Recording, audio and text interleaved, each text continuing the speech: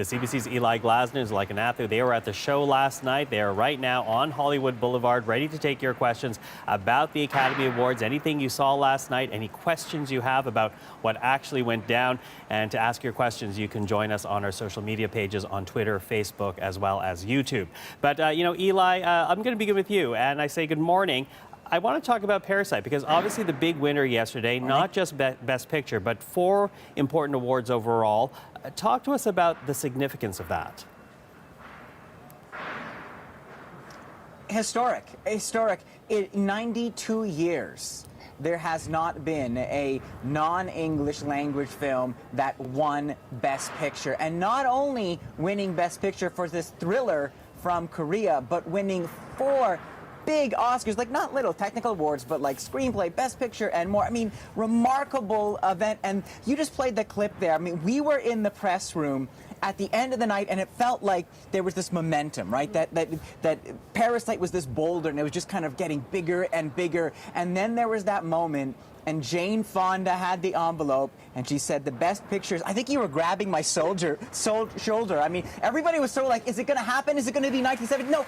And it happened. They won Best Picture, and it was a remarkable moment. You saw the crowd on their feet in the press room where we were, hundreds of journalists cheering and applauding.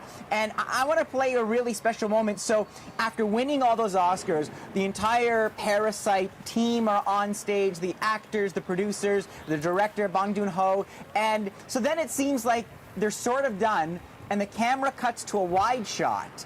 And Jane Fonda is trying to end the show, but the crowd in the Dolby Theater wouldn't let it happen. And you'll see the stars basically saying, no, bring up the lights. The show must go on. Let them continue speaking. I've never seen anything like this at the Oscars. Take a look for yourself.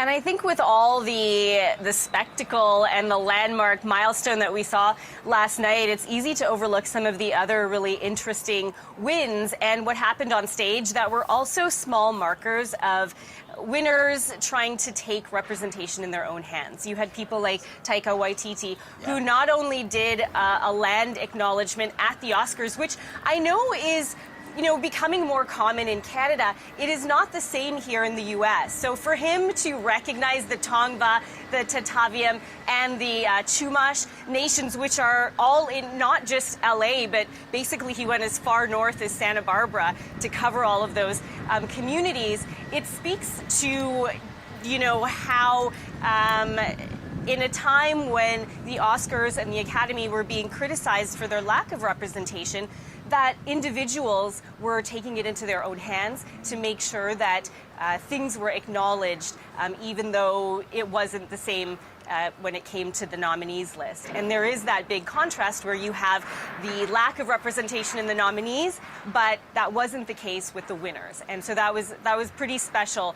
It was a pretty special night for that reason. Special, you say, but I want to bring in a comment here, and this is from John Clark, who sends us this question, really more of a statement on YouTube. Rhetorically, he asks, why is politics ruining sports and entertainment? We must separate them. And again, that's a comment from John Clark, but there was no escaping the fact that there were many political moments as people accepted their awards. What would you say to that, Eli?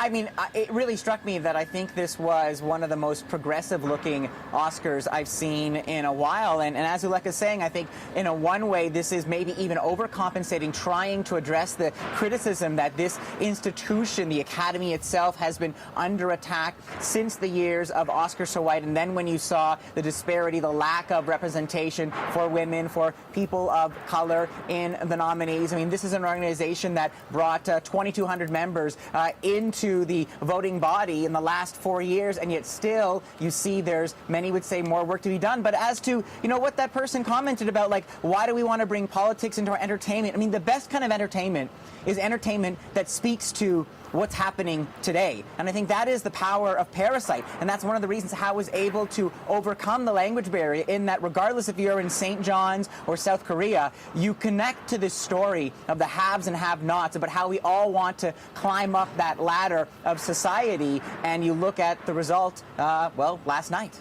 Okay. I think the other thing with that is whenever we speak with actors or filmmakers about that very topic, because we do bring it up as well, is they say that the art should reflect what's happening in the world. Otherwise, what is the point of pure entertainment? In these divisive times, pure entertainment doesn't really exist anymore. Basically, everything we see on screen has some sort of alternate purpose. Okay. Let's continue the conversation, because Jillian Flowers Moody is also turning to our social media pages. And she has a question about Janelle Monae. She wants to know if she's in something upcoming, because she doesn't understand why she actually opened the show.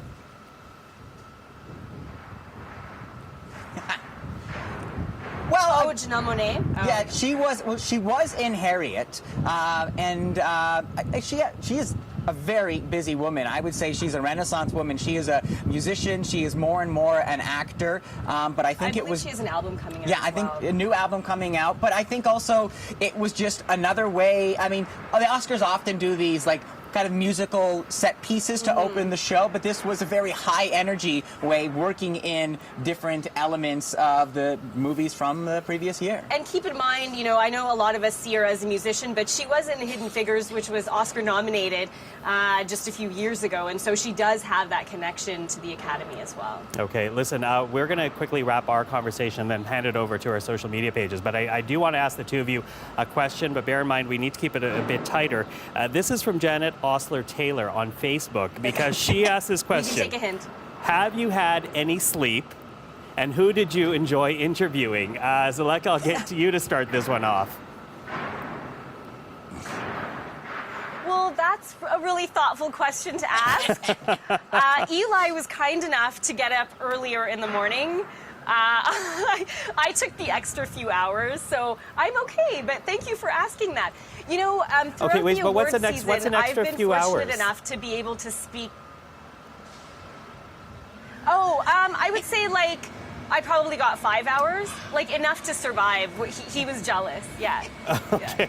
Yeah. But during the award season, I was lucky enough to be able to catch up with Bong Joon-ho, because the momentum for the film was slowly building. And so at each award season, each award show, he was quite available to speak with us, including at the red carpet at the Oscars. And so to hear him talk about how he just made this, what he thought was sort of a small film telling a small story in one community. He never set out to change the industry or to create some sort of long-lasting change in the Academy. And yet, he managed to do both things last night, which I just think is fascinating. Okay, Truly Eli, quickly for you, how much I'm sleep? functioning semi on about 3 hours, sort of. Of sleep, but I'm good. It's all good. Espresso is a beautiful thing. One of my favorite things of this award season, starting back at TIFF in September in Toronto, has been Taika Waititi and Jojo Rabbit. I caught up with him on the red carpet. I talked to him about what inspired him, his connections, going all the way back to the Second World War, his own personal family history, the fact that he's Maori and Jewish, and then last night, big surprise, winning for screenplay, and seeing him backstage just having such a blast with the press, and it's just been a remarkable journey for a remarkable filmmaker. Okay, well, listen, for our portion of the conversation, Eli, Zulekha, thank you for that. Both of them, again, on Hollywood Boulevard, telling us a bit more about the Oscars. Now, this conversation, we want to tell you, will continue online. So if you want to continue asking your questions with Eli and Zulekha, you can do so on our social media pages. That includes YouTube, Facebook, as well as Twitter. And for those of you watching us on CBC News Network, well, don't go away.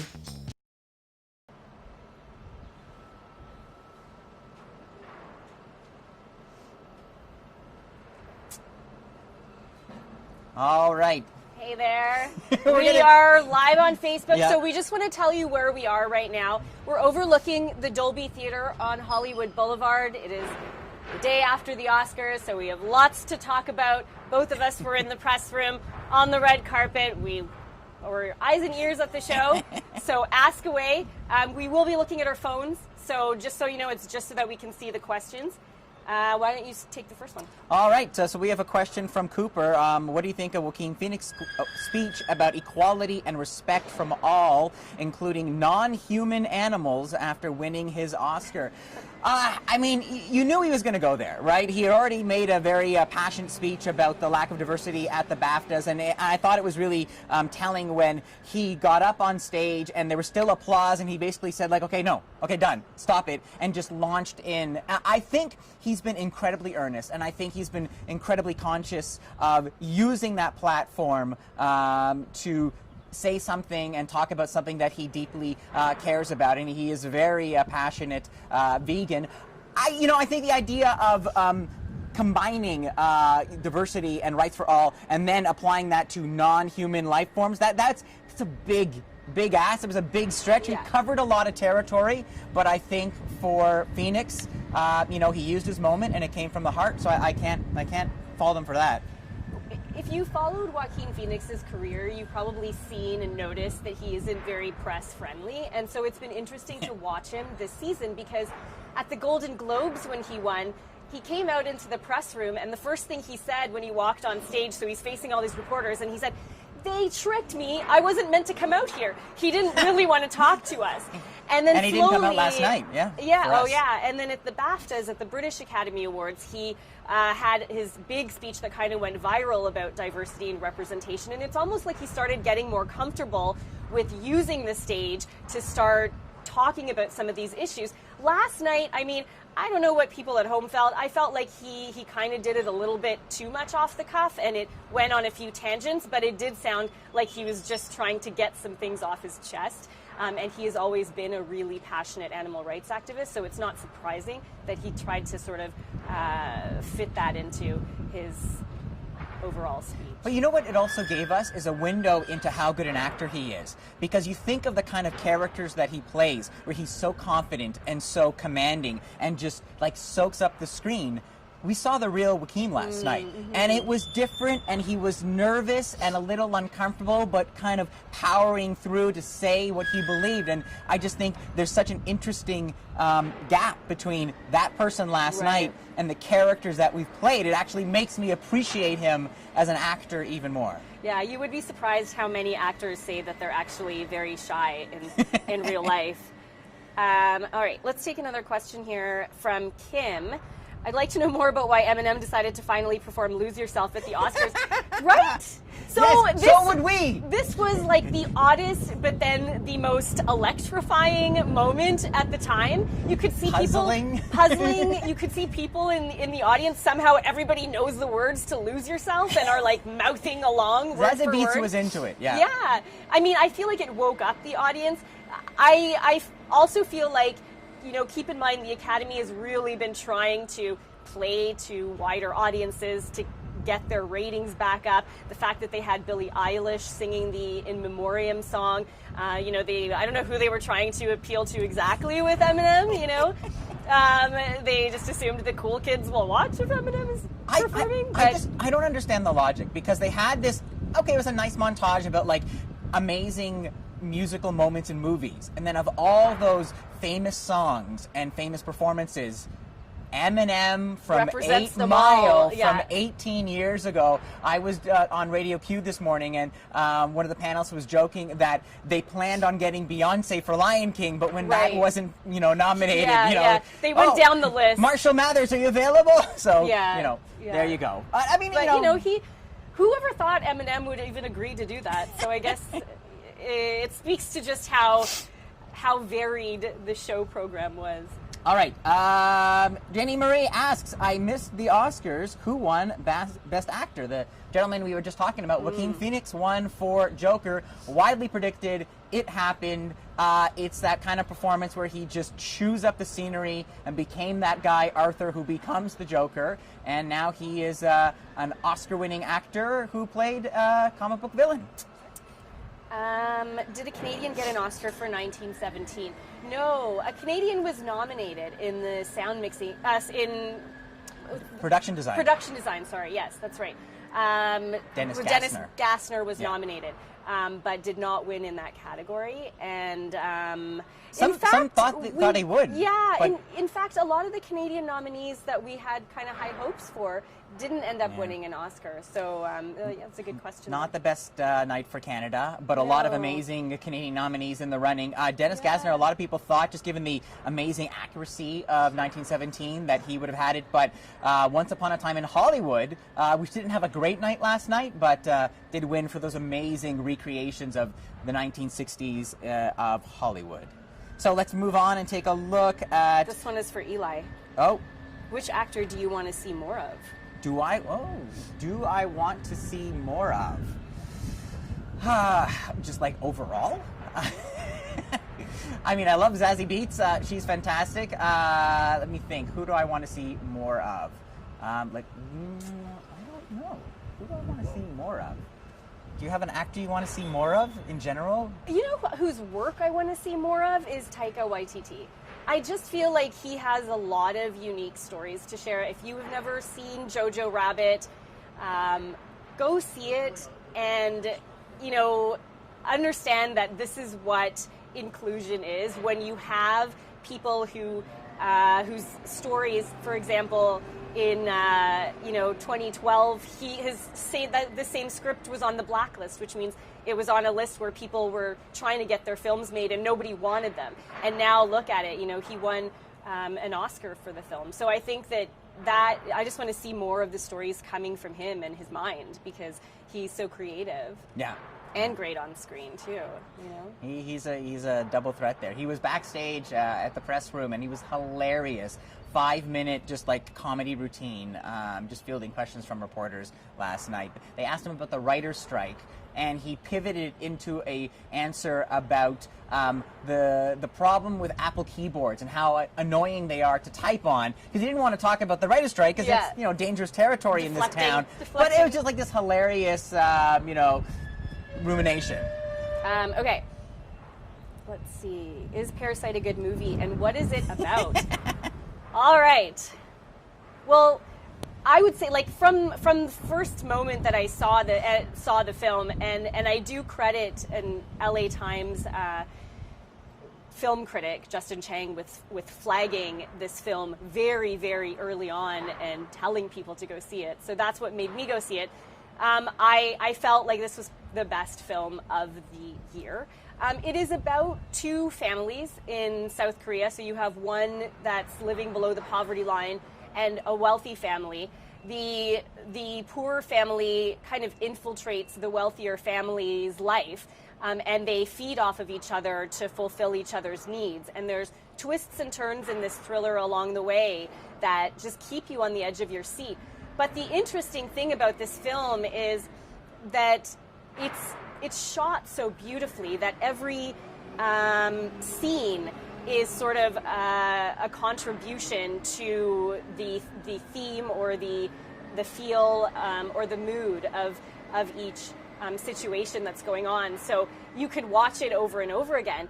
And the funny thing is, when you speak to people afterwards, even though the whole film is subtitled, when you think back on it, you think back on the story and the characters, and you don't really remember that it was a non-English language film. So that, to me, speaks volumes about how it's been able to connect audiences around the world. There was this beautiful moment last night where Bong Joon-ho had just won for Best Director, and he talked about a lesson that he learned from Martin Scorsese, and it was about kind of being creative but telling your own story, and how those little specific things from your own life that you think only apply to you, if you capture that properly, if you really tell your truth, then that can resonate in a universal way. And I just think, given everything we saw last night, that idea of a filmmaker from Queens inspiring a filmmaker in South Korea that's what movies are about. And like you said, like, it doesn't matter what the language is, it's the human condition. That's movies at their best, essentially. Yeah. What does this year's Oscars mean for Netflix going forward, especially with the success of A Marriage Story, Two Popes, and The Irishman? That's from Kiru. Thanks for that question, Kiru, because I actually think it speaks from two sides. You have a streaming service that has been trying so hard for the last 2 years, last year with Roma, this year its big film was Irishman, to get the Best Picture Oscar. And they spend millions on advertising, billboards on prime locations on Sunset Boulevard and Hollywood here. Lavish parties. They're wine and dine critics. They fly people from across North America down to here for red carpet openings for all of the big nominated films. And yet they weren't able to nab that award yet again. Whether that speaks to the Academy not wanting to reward streaming services just yet, or whether it just speaks to the fact that they didn't have the best films, remains to be seen. But they are going to keep trying, and the good thing about what they've been doing and the success is that they did get, Laura Dern's Oscar for Marriage Story. Two Popes was, I guess what you would call, and what you would call in, former circles like a sleeper hit if it wasn't on, if it was, in theaters for longer, because it was a great film. It just wasn't their year. American Factory, wonderful documentary. And American Factory, that one was on Netflix as well and won an Oscar. So, they're getting there, but you know that they want the coveted award and they're just not getting it yet. I think part of it is the latter of what you said in terms of they just didn't really have the right films this year, and not the kind of message film that maybe the Academy would seize on with Parasite. But it's interesting. I talked to a former member of the Board of Governors at the Academy Awards, and I was asking him, his name's Bill Mechanic, about Netflix and about possible backlash, and he was like, yeah, I don't think so, not really anymore, because so many people are working with him. Like even Spielberg has gone from, advocating against maybe more restrictions against films that can compete at the Oscars to he's in that lobby with everybody else in this town waiting to do deals with Netflix. So I think the backlash is falling down, but certainly I wonder, there will be some conversations this morning about the money they spent to try and get that golden statue, and was it worth it? I wonder too, along the same lines, if it speaks at all to the changing composition of the Academy, because you had the traditional ways of wining and dining the Academy, which a lot of people did kind of fall for, which is, you get to meet and greet the stars, you get the private screenings, you get these lavish parties, all to kind of woo you. A really an older style of campaigning, which often meant, and we've seen it in previous years, the best film didn't actually win. It was kind of the most campaigned for film. Yeah. And now that the membership is changing, you have not only more representation, but you have a new generation of talent that is, actually watching all those screeners that they get and deciding for themselves on their own, which one is actually the best and worthy of such a high award. Okay, we've got a good one from Rita. You look chilly. How was the weather last night? Now, it was cold. It was windy. This is, not the kind of LA weather you dream of necessarily, and it is pretty chilly right now. I mean, for Canadians, it's what, like, it's 14 degrees, but it's windy. We're on a balcony, so it's cooler up here. But last night, Zulekha had, if you've seen Parasite, there's this kind of monsoon. There's a deluge in the middle of the movie. And tell us about your red carpet experience. Yeah, that's right. Well, so here's the thing, okay? Because Canadians, let's face it, we've dealt with all kinds of weather. But LA is special in that they don't get a lot of inclement weather. And so rain is really difficult for the city to deal with. And when they built the tent, which I don't know if you can kind of see it behind us, it's the white thing there, the roof of it is just sort of like clear plastic. And they weren't ready for the amount of rain that fell last night. And so as it was falling, you just had people coming through trying to get rid of the pools of water on top of the tent. And the result was that a whole deluge of water would fall to the ground, and anyone walking by, and there were people walking by at the time, would just get totally soaked. So it was quite the scene. I think Canadians would have got a kick out of it, actually. It was very cute. But yeah, my coat was a casualty in that, so I shouldn't be laughing too much. We have a question from Jerry. Why did Parasite get so many nomination categories while other films didn't? I mean, Foreign films. Foreign films didn't. And yeah, I mean, there's some amazing other foreign films or international films in the running, such as Pain and Glory, for example, Les Miserables. Les Mis, yeah. But I think that speaks to, again, I mean, part of it is just what I would say is excellence, in that this was an amazing film, and a film that if you saw it, if someone put you in that chair and you actually watched it, then you got it.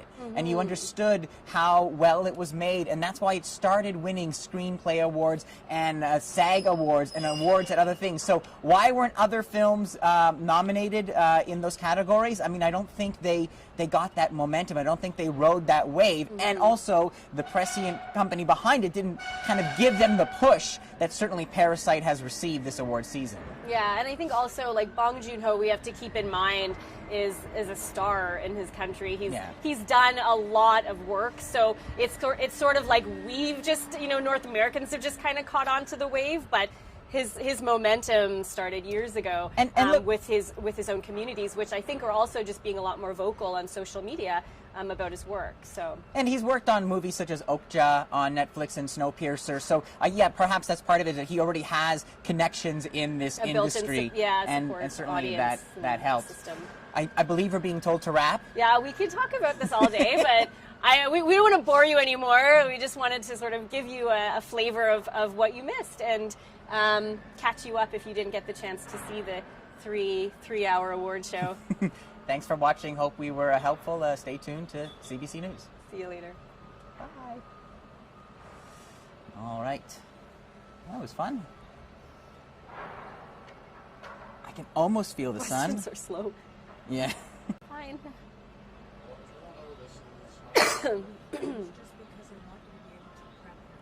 Yeah, sure. Thank you. Are we wrapped? Hopefully we're wrapped. Hopefully we're wrapped. Bye.